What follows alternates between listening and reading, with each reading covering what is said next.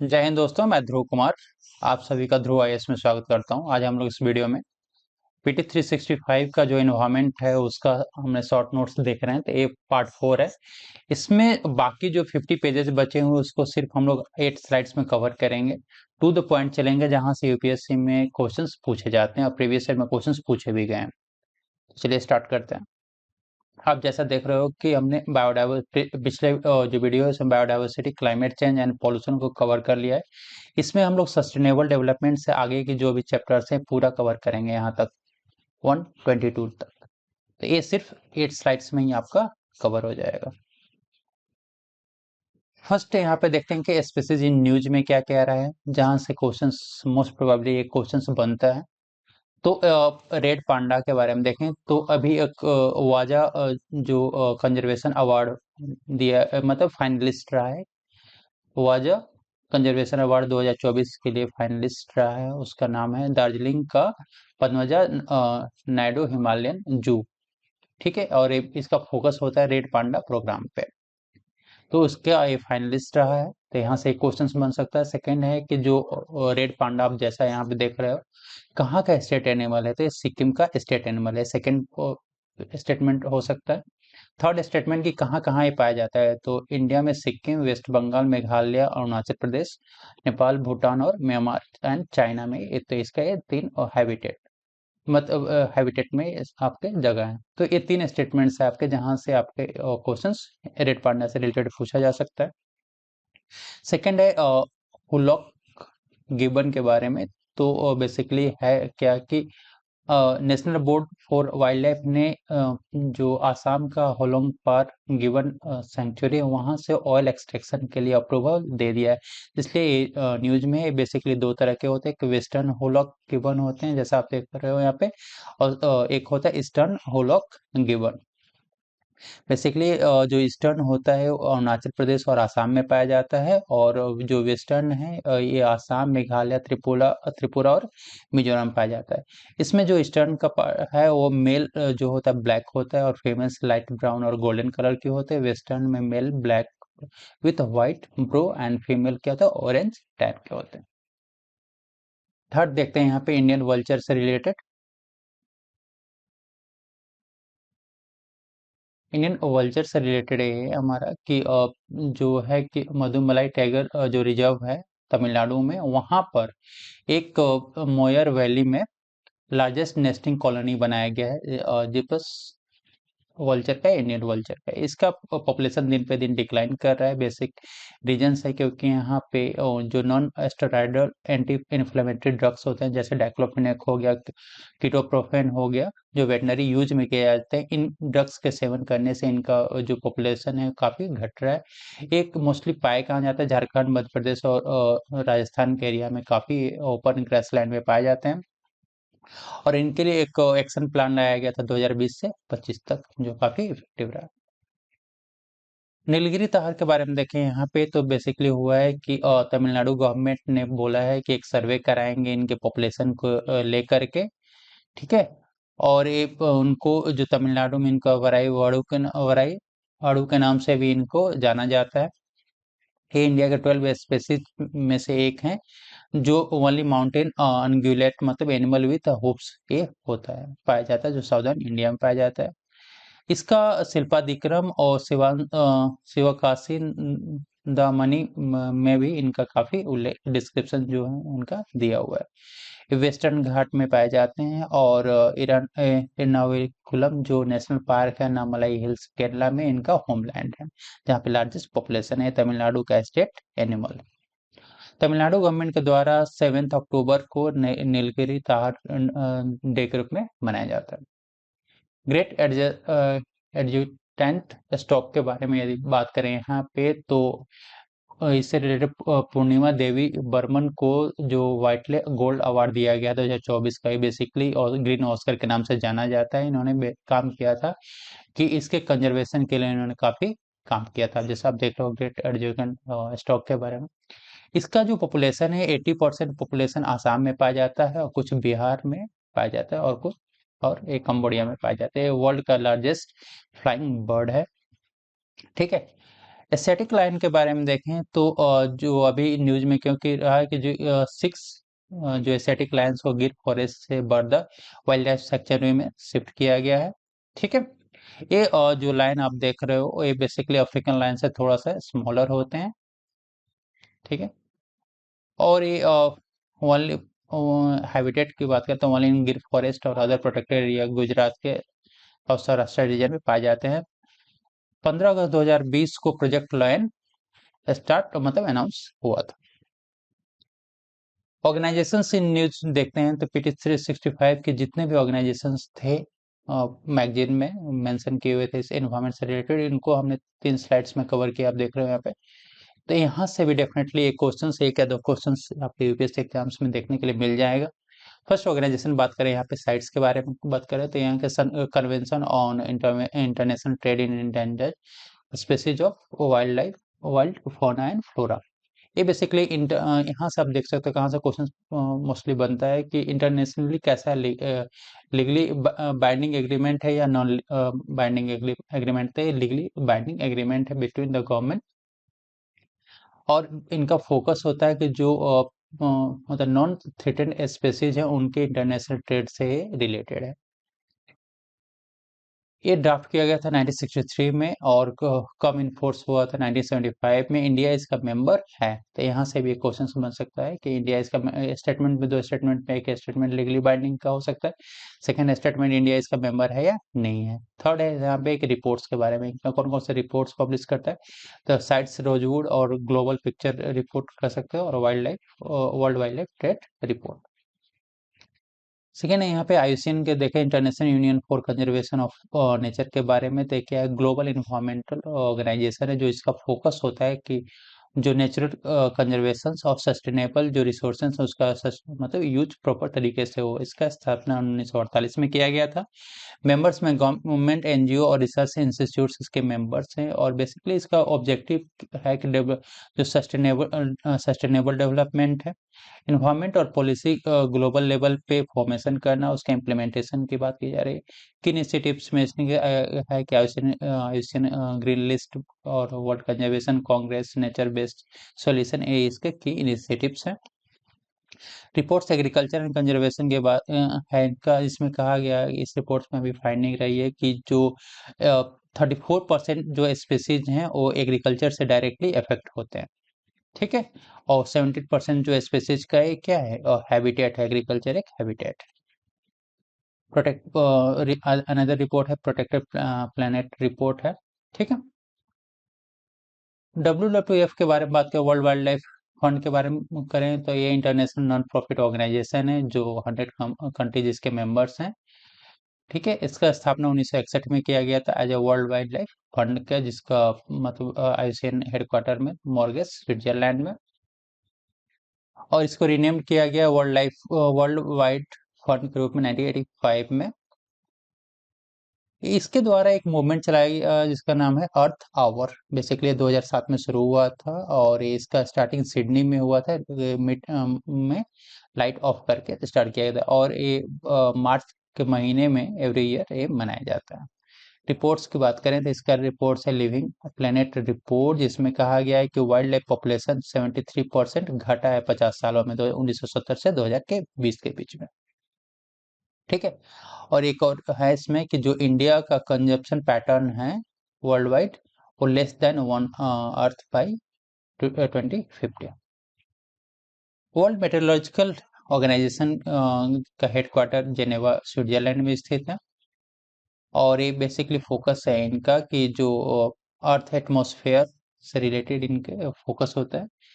ठीक है, it's interaction with ocean and climate establish हुआ था 1950 में, इंडिया इसका मेंबर है। रिपोर्ट्स इसकी बात करें तो state of global climate report 2023, जिसमें 2023 को वार्मेस्ट ईयर बताया गया, और ग्लोबल कहा गया कि जो global average near surface temperature है 1.45 ever the pre industrial baseline. Ozone layer के बारे में इसका एक और रिपोर्ट आता है WMO ओजोन अल्ट्रावायलेट बुलेटिन, इसमें कहा गया है कि ओजोन लेयर के रिकवर कर रहा है, और जो ओजोन डिप्लीटिंग सब्सटेंस है वो घट रहे हैं। जो 1980 के लेवल से यदि बात करें तो 2066 तक अंटार्कटिका के ऊपर जो ओजोन है वो कवर हो जाएगा, आर्कटिक के ऊपर 2024 तक, और रेस्ट वर्ल्ड 2040 तक। यूएनईपी देखते हैं काफ़ी इंपॉर्टेंट ऑर्गेनाइजेशन जिसका हेडक्वार्टर नैरोबी केनिया में स्थित है। बेसिकली इंटरनेशनल इन्वायरमेंट अथॉरिटीज है जो ग्लोबल इन्वायरमेंटल एजेंडा पे काम करता है, और सस्टेनेबल डेवलपमेंट प्रोग्राम्स पे काफ़ी को कैसे इम्प्लीमेंट करना है इस पे काफ़ी फोकस्ड होता है। एस्टेब्लिश किया गया था 1972 में, और ठीक है, और इसके मेंबर्स इंडिया टोटल 193 मेंबर्स है जिसमें इंडिया भी एक मेंबर है, और इसकी फंडिंग किया था environmental fund is the UNEP core fund है यहाँ पे। ठीक है, कॉमन कार्बन मेट्रिक सपोर्ट किया जाता है यूएनईपी के द्वारा, ये भी क्वेश्चन पूछा जा सकता है। मल्टी ग्लोबल जो एग्रीमेंट्स बात करें यहाँ पे अंडर यूएनईपी के, तो काफी इंपॉर्टेंट एग्रीमेंट्स हैं जहाँ पे मैच करने के लिए भी क्वेश्चंस पूछा जाता है मोस्टली। जैसे कि साइट्स साइट्स क्या है, 1973 में आया था, और बेसिकली ये क्या है कि जो इंडेंजर्ड स्पेसीज है उनके इंटरनेशनल ट्रेड से संबंधित है। सेकेंड है आपका सीएमएस और बुनाकर कन्वेंशन जो 1979 में आया था, इसमें वो जो माइग्रेटरी स्पेसीज हैं उनके कंजर्वेशन पे फोकस दिया गया है। 1985 में वियना कन्वेंशन आया था जो ओजोन लेयर के प्रोटेक्शन से संबंधित था। 1989 में वेसल कन्वेंशन हुआ था जिसमें हजार्डस वेस्ट के ट्रांस बाउंड्री मूवमेंट को कंट्रोल करने की बात की गई थी। फिर सीबीडी आया था 1992 में, convention on biological diversity. Basically इसमें क्या किया कि यूएनईपी के 15 इन्वायरमेंटल एग्रीमेंट इसके अंदर आ गए थे। रोटरडैम कन्वेंशन हुआ था 1998 में और इसमें जो हजार्डस केमिकल और पेस्टिसाइड्स हैं उनके पर रोक लगाने की बात की गई थी। स्टॉकहोम कन्वेंशन, इसमें पीओपी परसिस्टेंट ऑर्गेनिक पोल्यूटेंट्स जो हैं 2001 में इसके फोकस करने की बात किया गया, और 2013 में मिनेमाटा कन्वेंशन हुआ था जो मरकरी से संबंधित है। इससे रिलेटेड रिपोर्ट्स हैं तो एमिशन गैप रिपोर्ट 2024 है। फिर आपका दूसरे है इसमें कि एडॉप्शन गैप रिपोर्ट है। ठीक है, और global status report for building construction and building 2024। तो ये कुछ रिपोर्ट्स हैं जिसमें कहा गया है कि बेसिकली जो बिल्डिंग और कंस्ट्रक्शन सेक्टर है उससे क्या होता है, 20 उनका जो रोल है 21% global greenhouse gas emission में 21% इनका रोल है। नेक्स्ट ऑर्गेनाइजेशन बात करें यहाँ पे नेशनल ग्रीन ट्रिब्यूनल एनजीटी है, और इसका जो हेड क्वार्टर है मतलब नई दिल्ली में, और अदर क्वार्टर्स के भोपाल, पुणे, कोलकाता और चेन्नई स्थित है। ये एक स्टैट्यूटरी बॉडी है जो आपके एनजीटी एक्ट 2010 के अंदर काम करती है। ये भी क्वेश्चन मल्टीपल टाइम से यहाँ से पूछा गया है कि किस एक्ट के अंदर आता है, 2010। इसमें एक चेयरपर्सन होता है और साथ में 10 से 20 जुडिशियल मेंबर्स होते हैं जो एक एक्सपर्ट होते हैं। ये जो प्रिंसिपल ऑफ नेचर जस्टिस पे काम करता है, और not bounded by the code of civil procedure 1908। इसके पावर्स क्या है, सिविल कोड के रूप में काम करता है, सुमोटो कॉग्निजेंस को टेक कर सकता है, और ग्रांट रिलीफ कर सकता है in the form of compensation और damage to the affected person. ठीक है, इसका जो disposal application of within 6 month of filing of the same इसको किया जाता है, और ये जो इन्वायरमेंट से रिलेटेड कोई भी आपका केसेस होता है उसको इसके मतलब ट्रीट करने के लिए जुडिशियल बॉडी है। इसका जो ऑर्डर होता है वो बाइंडिंग होता है लेकिन फाइनल नहीं होता है, अपने ऑर्डर को रिव्यू कर सकता है। ठीक है, क्लियर है। ठीक, इंटरनेशनल एनर्जी एजेंसी की बात करें, आईई की बात करें, तो इसका हेड क्वार्टर पेरिस फ्रांस में स्थित है। एस्टेब्लिश किया गया था 1974 में, और ये बेसिकली क्या होता है कि जो ऑयल क्राइसिस 1973 में हुआ था उसके रिगार्डिंग उसके बाद बेसिकली जो ऑयल है उसकी सप्लाई को मतलब कंटिन्यू रखने या उसकी सिक्योरिटी देने के लिए इस ऑर्गेनाइजेशन की स्थापना किया गया था। इंडिया इसके मेंबर्स के तो 32 मेंबर्स हैं और 13 एसोसिएट मेंबर्स हैं जिसमें इंडिया भी एक एसोसिएट मेंबर्स है 2017 से। ठीक है, रिपोर्ट्स थे world energy outlook 2024, tracking SDG 7, ये इसके रिपोर्ट्स होते हैं। इसमें बेसिकली वर्ल्ड एनर्जी आउटलुक में कहा गया है कि जो 20% ग्लोबल ऑयल और एनर्जी का सप्लाई होता है स्टेट ऑफ हॉर्मुज के थ्रू होता है। ठीक है, और more than half of the world electricity will be generated by low emission source by before 2030। तो इसकी फाइंडिंग्स है। इरेना की बात करें तो इंटरनेशनल रिन्यूएबल एनर्जी एजेंसी, जिसका हेडक्वार्टर अबू धाबी यूएई में स्थित है, और ये वर्क करता है एनर्जी ट्रांसफॉर्मेशन पे वर्क करता है इसका, और इसका फोकस जो है रिन्यूएबल एनर्जी है। ठीक है, इसको लिए इसका स्थापना 1900 मतलब प्रपोजल 1981 में किया गया था, और ये बना कब था, 2009 में बोन जर्मनी में हुआ था। इसके मेंबर्स 168 कंट्रीज साथ में यूरोपियन यूनियन है, और इंडिया इसका मेंबर है। ठीक है, रिपोर्ट तो world energy transition outlook brief इसका एक रिपोर्ट है। फिर नेक्स्ट बात करें यहाँ पे यूएनडेसा के, UN department of economic and social affairs. तो इसका जो बेसिकली फोकस होता है इकोनॉमिक, सोशल और एनवायरमेंटल इशूज पे इनको फोकस के लिए इसको बनाया गया। 1948 में इसका स्थापना किया गया था।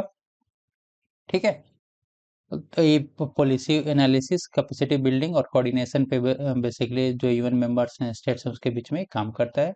इनिशिएटिव्स में हाई लेवल पॉलिटिकल फोरम और डेसा ग्लोबल पॉलिसी डायलॉग्स है। मेंबर्स में इंडिया इसका एक वन ऑफ द मेंबर है। Reports global economic situation and prospects report release करता है।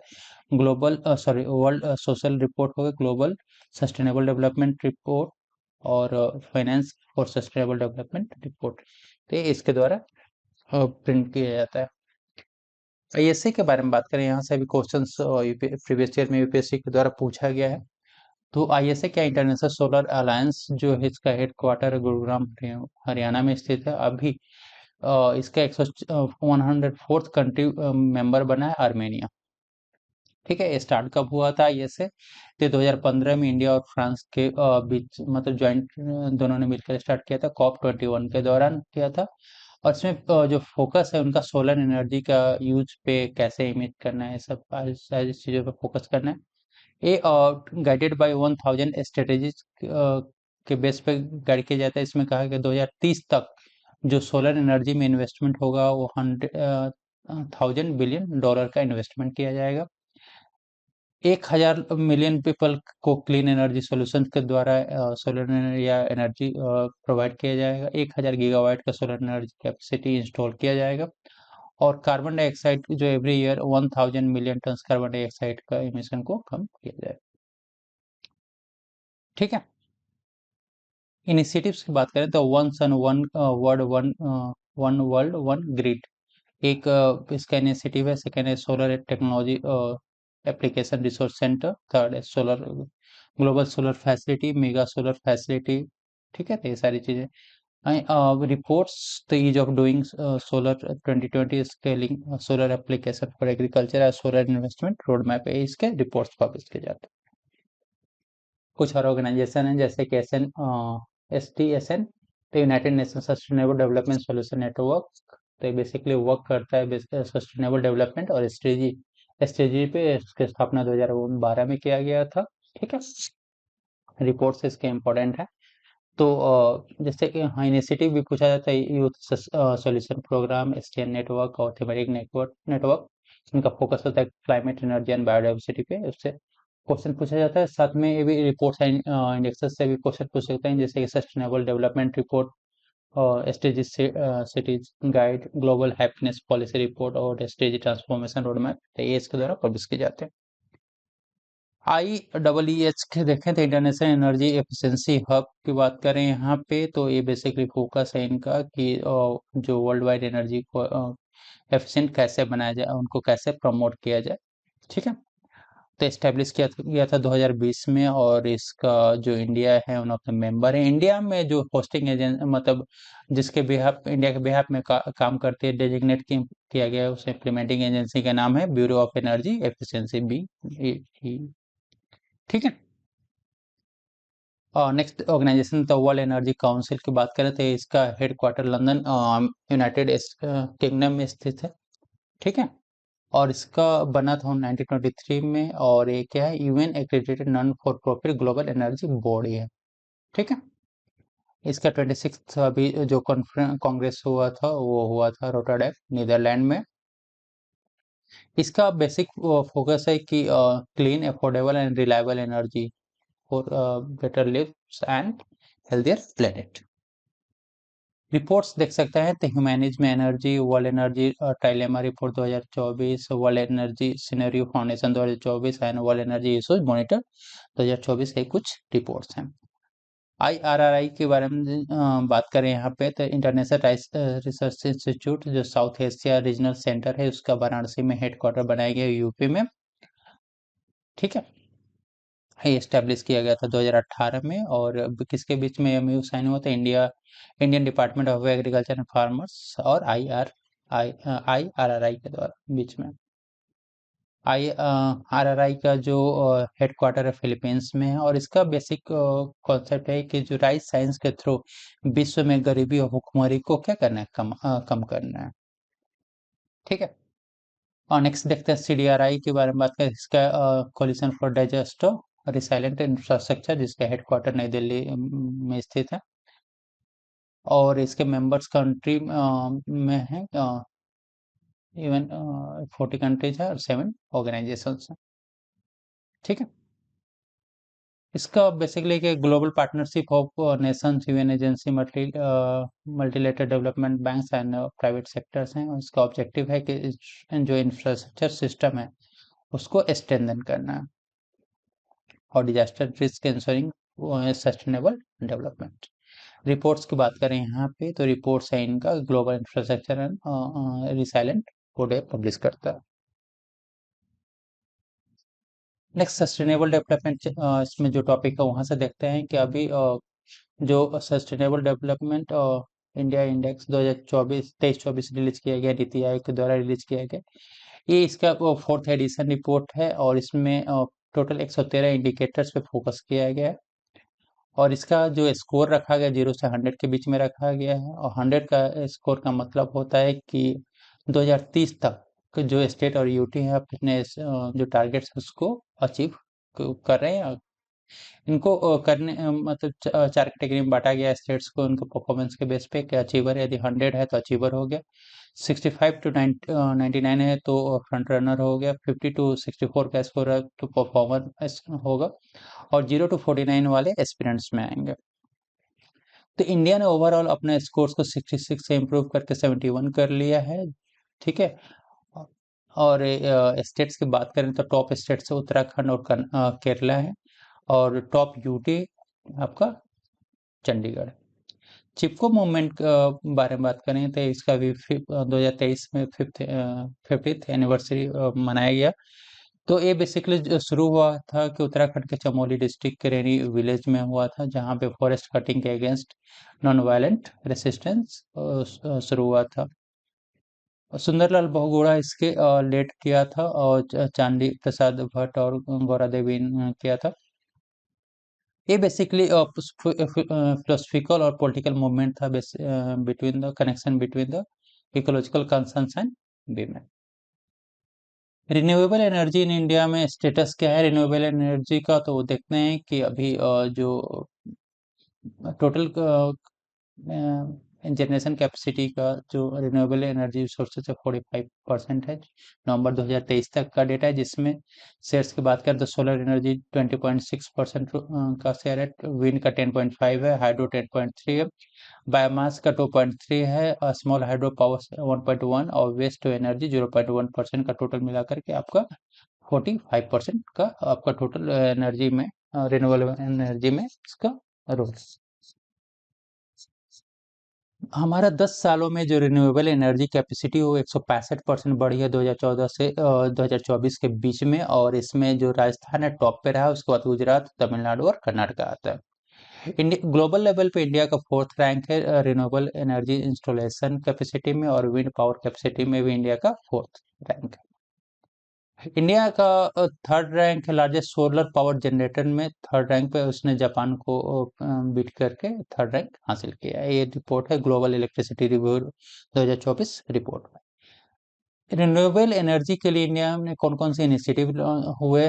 नेशनल ग्रीन हाइड्रोजन मिशन हुआ है, PLI scheme for national programme for और हाई एफिशिएंसी सोलर मॉड्यूल्स हुआ, PM कुसुम ठीक है, जो इनफर्टाइल लैंड्स हैं वहाँ पे सोलर पावर प्लांट को इंस्टॉल करने से रिगार्डिंग है। पीएम सूर्य घर मुफ्त बिजली योजना, solar park scheme, green energy corridor project, तो ये कुछ इनिशिएटिव्स हैं हमारे।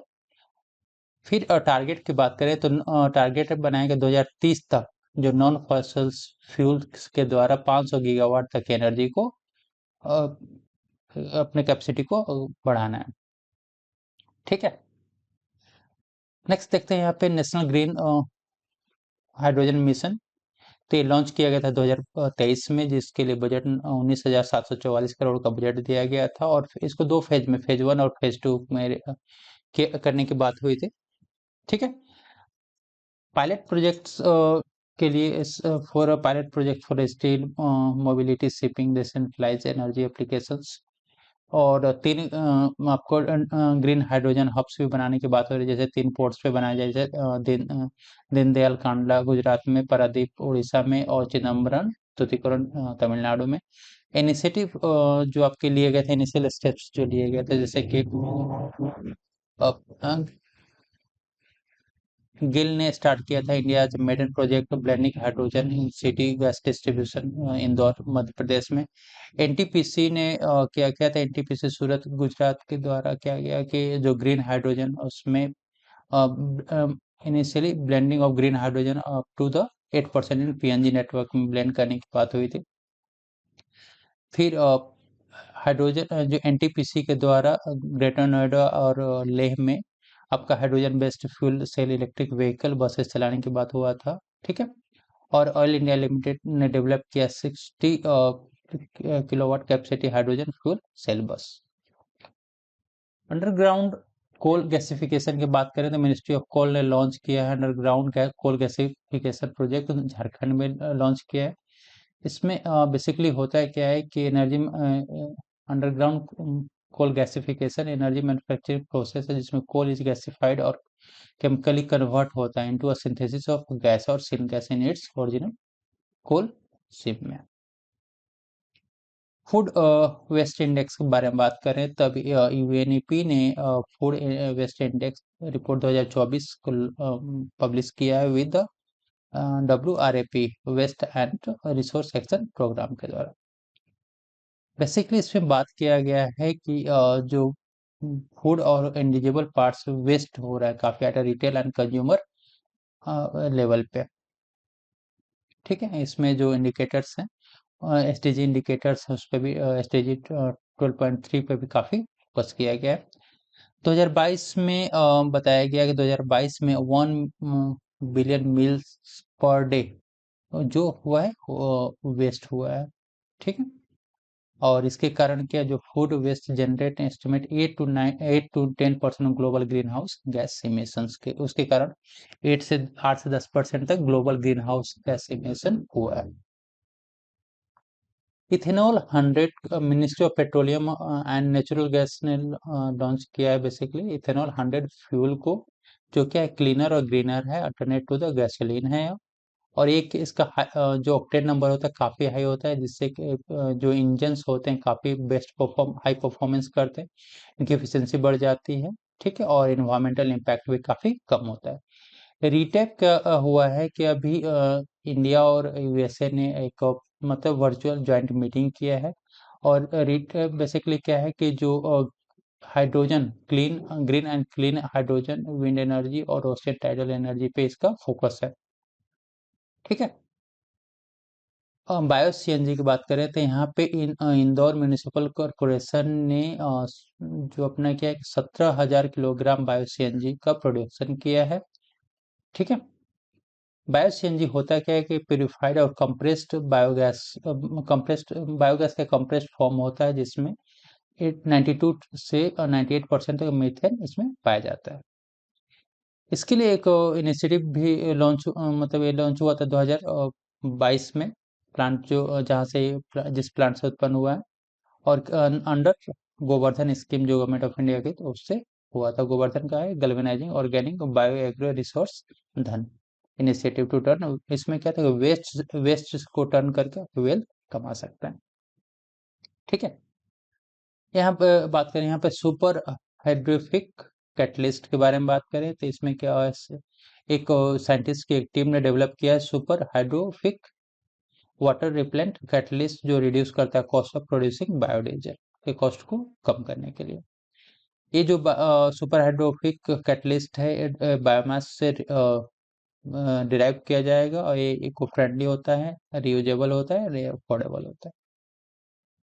Business responsibility and sustainability report BRSR जो हुआ है, तो इसमें क्या है कि इसमें जो मैंडेटरी एक डिस्क्लोजर किया गया कि जो टॉप 100 आपकी लिस्टेड कंपनियां हैं, उनको अपना जो परफॉर्मेंस है वो इन्वायरमेंटल, सोशल और गवर्नेंस बेस्ड एस्पेक्ट्स पे उनको अपना रिव्यू करने की जरूरत है। नेचुरल फार्मिंग के बारे में बात करें, यहाँ पे नेचुरल फार्मिंग जो बेसिकली है कि इवन कैबिनेट ने अप्रूव किया national mission on natural farming, जो किसके ministry of agriculture and farmers welfare के द्वारा। इसमें जो आपका भारतीय प्राकृतिक कृषि पद्धति है उसको रीनेम करके NF रखा गया है फ्रॉम 2023 से। ये सेंट्रली स्पॉन्सर्ड स्कीम है, पीरियड फॉर 6 ईयर के लिए था, 19 से 25 तक के लिए। ठीक है, इसके की फीचर्स हैं यहाँ पे कि 15,000 क्लस्टर्स में जो ग्राम ग्राम पंचायत है उनको ये इनिशिएट किया गया था।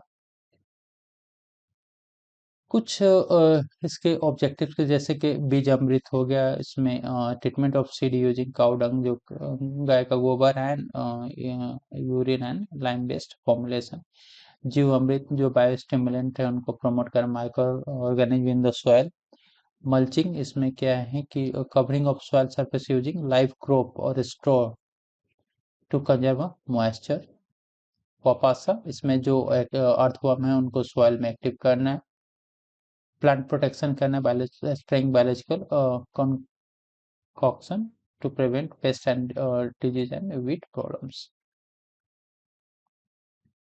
डिजास्टर मैनेजमेंट से कुछ टॉपिक्स हैं जो आपके एग्जाम में पूछे जा सकते हैं, जैसे कि Iris infrastructure for resilient island states. इसमें CDRI ने अनाउंस किया है कि $8 मिलियन का फंडिंग थ्रू इंफ्रास्ट्रक्चर फॉर जो स्मॉल आइलैंड डेवलपिंग स्टेट्स है उनको फोकस करने के लिए किया गया। ठीक है, ये अनाउंसमेंट कब हुआ? तो अनाउंसमेंट एंटीगुआ और बरमुडा में जो फोर्थ इंटरनेशनल कॉन्फ्रेंस हुआ था सीड का, उसमें यूनाइटेड नेशन का ये जो हुआ था उसमें इसको अनाउंस किया गया। ठीक है, United Nations office for disaster risk reduction, UNDRR। तो UNDRR lauded India role in a global crisis response system line with the वसुधैव कुटुंबकम का अपना जो भारत का मंत्र है उस पर क्या क्या इंडिया ने किन किन देशों को हेल्प किया है। जैसे जो टर्की में अर्थक्वेक आया था तो इंडिया ने वहाँ पे ऑपरेशन दोस्त चलाया था। म्यांमार में मोचा जो आया था साइक्लोन, उसके लिए इंडिया ने ऑपरेशन करुणा किया था। और पैंडेमिक 19 के दौरान वैक्सीन मैत्री अपना इनिशिएटिव इंडिया का रहा है। ठीक है, मैरिन हीट वेव्स के बारे में बात करें यहाँ पर, तो अभी ICAR का जो central marine fishery research institute है उसने बताया कि लक्षद्वीप में इसका जो मैरिन हीट वेव्स है उसका काफी इफेक्ट रहा है। क्यों? कि उसके कारण क्या हुआ है, due to changes in oceanic current और excessive heat transfer into atmosphere causing coral जो अपना कोरल ब्लीचिंग काफी वहाँ पे हुआ है। ऑयल स्पिल्स के बारे में बात करें यहाँ पे, तो NGT ने अभी इम्पोज किया है पेनाल्टी 5 करोड़ का पेनाल्टी चेन्नई पेट्रोलियम कॉर्पोरेशन और तमिलनाडु नागपट्टिनम ऑयल स्पिल्स पे। ऑयल स्पिल्स क्या होता है कि लिक्विड जो पेट्रोल होता है हाइड्रोकार्बन वो रिलीज हो जाता है जिसके कारण काफी पोल्यूशन होता है। ठीक है, साइक्लोन की बात करें यहाँ पे, तो recently land originating cyclone named Asna was formed over the Kutch coast in the Gujarat in Arabian sea. ठीक है, साइक्लोन का जो नेम्ड होता है एस्टेब्लिश बाय किसके द्वारा जो प्रोसेस एस्टेब्लिश किया गया था वर्ल्ड मेट्रोलॉजिकल ऑर्गेनाइजेशन के द्वारा किया गया था। और लिस्ट ऑफ साइक्लोन प्रिपेयर्ड होता है ट्रॉपिकल साइक्लोन रीजनल बॉडी के द्वारा जो रिस्पॉन्सिबल ओशियन बेस के लिए रिस्पॉन्सिबल है। जो साइक्लोन्स जो बेसिकली होते हैं क्या, जैसे कि इंडियन ओशन में साइक्लोन्स आते हैं, अटलांटिक में उनको हरिकेन्स कहा जाता है, वेस्टर्न पैसिफिक और साइदर्न चाइना में टाइफून हो गया, और वेस्टर्न ऑस्ट्रेलिया में उनको विली विली कहा जाता है। ठीक। Polar coupled analysis and prediction for services peak apps के बारे में बात करें तो अभी वर्ल्ड मेट्रोलॉजिकल ऑर्गेनाइजेशन ने पीक एप्स प्रोजेक्ट को लॉन्च किया है वेदर फोरकास्टिंग के लिए, कहाँ पे, अंटार्कटिका और आर्कटिक में। इसका ऑब्जेक्टिव है कि जो वेदर, वाटर, आइस और क्लाइमेट इंफॉर्मेशन को बेहतर किया जा सके आर्कटिक और अंटार्कटिक एरिया में, और ये पार्ट है वर्ल्ड वेदर रिसर्च प्रोग्राम का। नेक्स्ट है पैरामेट्रिक इंश्योरेंस के बारे में बात करें तो नागालैंड जो फर्स्ट इंडियन स्टेट है जो अडॉप्ट किया है disaster risk transfer parametric insurance solution को, जो एसबीआई जनरल इंश्योरेंस के साथ इनका एमओयू हुआ है। ये बेसिकली है कि किस तरह के यदि डिजास्टर्स होता है, जैसे अर्थक्वेक ये सब चीजें आती है, तो वहाँ पे इसके लिए काफी ये हेल्पफुल रहेगा। अर्थक्वेक में, ट्रॉपिकल साइक्लोन्स में, फ्लड्स है, सब में कवर किया जाएगा। ईडब्ल्यू फॉर ऑल की बात करें तो आईएमडी चीफ ने said that India is helping Nepal, Maldives, Sri Lanka, Bangladesh और मॉरिशस टू ईडब्ल्यू से part of early warning for all, early warning for all, जो इनिशिएटिव लॉन्च किया गया था यूएन के द्वारा 2022 में। तो इससे क्या हो गया कि जो एवरीवन को प्रोटेक्ट किया जा सकता है हजार्डस वेदर के, वाटर और क्लाइमेट इवेंट के द्वारा। ठीक है, through EWS by the end of 2027। इसके लिए $3.1 बिलियन का भी इन्वेस्टमेंट की बात किया जा रहा है, जो ईडब्ल्यूएस को 4 पिलर्स हैं, जैसे कि disaster risk knowledge detection observation, ठीक है, फिर monitoring analysis, warning dissemination and communication, preparedness and responsive capabilities. Exercise Activa के बारे में बात करें यहाँ पे तो नेशनल डिजास्टर मैनेजमेंट अथॉरिटी और साधारण कमांड ऑफ जो इंडियन आर्मी का है उसने एक एक्सरसाइज होल्ड किया, मतलब होस्ट किया है चेन्नई, तमिलनाडु में। इनका जो फोकस था कि डिजास्टर के दौरान क्या क्या प्रिपेयरनेस करना है और क्या क्या कैसे कोलैबोरेट करके चीज़ों को सही करना है। कुछ की पॉइंट्स जो न्यूज में रहा है, जैसे इक्वेटोरियल प्लाज्मा बबल्स के बारे में बात करें तो इसको एक स्टडी किया गया था इंडियन इंस्टीट्यूट ऑफ जियोमैग्नेटिज्म के द्वारा। इसमें पाया गया कि वोल्केनिक इरप्शन के कारण इक्वेटोरियल प्लाज्मा बबल्स उत्पन्न हो रहे हैं। जो है बेसिकली इक्वेटोरियल आइनोस्फीयर में, आइनोस्फीयर जो है वहाँ पे ऑब्जर्व किया गया। वोल्केनिक इरप्शन के दौरान क्या होता है, स्ट्रॉन्ग एटमॉस्फेरिक ग्रेविटी वेव्स उत्पन्न होते हैं, जो जिसके कारण इनका फॉर्मेशन होता है, और इससे इम्पैक्ट पड़ता है कि जो सैटेलाइट कम्युनिकेशन और सैटेलाइट बेस्ड टेक्नोलॉजी है उससे प्रभावित होते हैं। एटमॉस्फेरिक रिवर्स के बारे में बात करें तो साइंटिस्ट ने वार्न किया है कि जो एटमॉस्फेरिक रिवर्स है ग्लोबल वार्मिंग के कारण इनका फ्रीक्वेंसी काफी बढ़ रहा है, जिसके कारण क्या होता है कहीं भी एक्सट्रीम रेनफॉल हो रहा है और ये वेदर पैटर्न भी चेंज हो रहा है। इनको फ्लाइंग रिवर्स भी कहा जाता है, basically narrow, long narrow regions में होता है, और इनका transportation most of the water vapours out the tropics. इनका जो रेंज है 2,000 किलोमीटर लंबे होते हैं, 500 किलोमीटर चौड़े होते हैं, और 3 किलोमीटर तक डीप होते हैं। ठीक है, और एक क्या कहता है largest transport mechanism of fresh water भी 90% ऑफ द अर्थ कवर करता है। नेगेटिव लिप्स लिप सेकंड की बात करें, रिसर्चर ने शो किया that increasing melting ice melting में have delayed need of the adding negative leap second.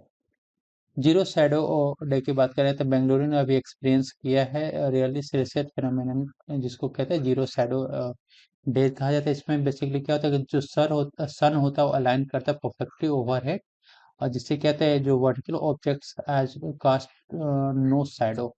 और ये साल में 2 बार होता है, एक समर सोल्स्टिस के दौरान और एक होता है विंटर सोल्स्टिस के दौरान। और ये उन्हीं रीजन्स में होता है जो रीजन्स ट्रॉपिक ऑफ कैंसर और कैप्रिकॉर्न के बीच में होते हैं।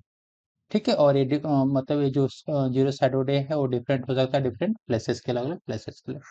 ब्लू होल के बारे में बात करें तो रिसर्चर ने फाउंड किया है कि Taam Ja blue hole is the deepest in the world. और ये बेसिकली क्या होता है कि वाटर फील्ड कैवर्न होता है जो सी फ्लोर के नीचे बनता है। हीट डोम अभी क्या है कि जो अमेरिका के वेस्टर्न और साउदर्न साउदर्न स्टेट्स हैं वहाँ पे वो काफ़ी हीट वेव्स का फेस कर रहे हैं और बेसिकली इसका रीजन है weather phenomena that is called heat dome. Basically ये क्या होता है, एक वेदर फेनोमेना है जिस जो basically high pressure reach of high pressure होता है, जहाँ पे जो high pressure get stuck in the atmosphere और वहाँ पे जो हॉट एयर्स होता है उसको ट्रैप कर लेता है और expand vertically into the atmosphere. ठीक है। और विंड क्या होता है कि जो हवा होता है हाई प्रेशर से काफी तेजी से मूव करता है, but with the dome stretching for into the atmosphere this weather systematic becomes almost stationary. Indian Ocean observing system की बात करें तो इंडिया और यूएसए ने डिसाइड किया टू रीएक्टिवेट जो इंडोस है उसको रीएक्टिवेट करने के लिए आफ्टर कोविड। इसमें बेसिकली फोकस इनका होता है कि जो एटमॉस्फेरिक ओशियन और एटमॉस्फेरिक डेटा है उनको मतलब उनको मॉनिटर करने के लिए, उनका कलेक्ट करने के लिए, उनका रिपोर्ट करने के लिए, तो उनसे परफेक्ट एक डेटा हमारे सामने है कि what is the exact situation. Ringwood जो ओशियन इसमें रिसर्चर ने जो रिसर्चर्स हैं उन्होंने कवर किया फर्स्ट रिजर्वायर ऑफ जो वाटर है वो रिंगवुड ओशियन में पाया गया है, जो मतलब अर्थ के मेंटल से 700 किलोमीटर नीचे, सरफेस से 700 किलोमीटर नीचे, वहाँ पे काफी वास्ट वाटर काफी रिजर्वायर है। सो फ्रेंड्स, इस वीडियो में हमने ऑलमोस्ट सारा कवर कर ही लिया है पूरे। तो यदि लगता है कि और भी वीडियो चाहिए अदर सब्जेक्ट्स पे, ऐसे ही शॉर्ट नोट्स चाहिए, तो आपसे रिक्वेस्ट है कि एज ए सपोर्ट चैनल को सब्सक्राइब कर दीजिए, वीडियो को लाइक कर दीजिए और अपने दोस्तों के साथ शेयर करिए। Thank you.